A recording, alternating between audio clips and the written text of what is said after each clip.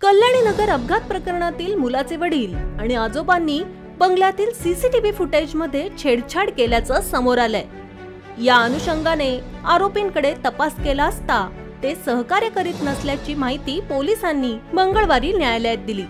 गुन्हा स्वतःवर घेण्यासाठी चालकावर दबाव आणून अपहरण करून त्याला ताब्यात ठेवल्याबाबत अपघात करणाऱ्या मुलाचे आजोबा सुरेंद्र कुमार अग्रवाल आणि वडील विशाल अग्रवाल यांना गुन्हे शाखेने अटक केली।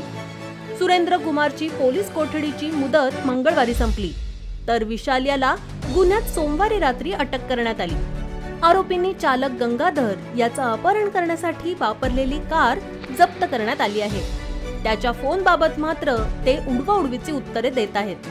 पुढील तपासासाठी आरोपींना 7 दिवसाची पोलीस कोठडी सुनावण्यात यावी असा युक्तिवाद सरकारी वकील निलेश लडकत यांनी केलाय। दोघांना 31 मे पर्यंत पोलीस कोठडी दिली आहे।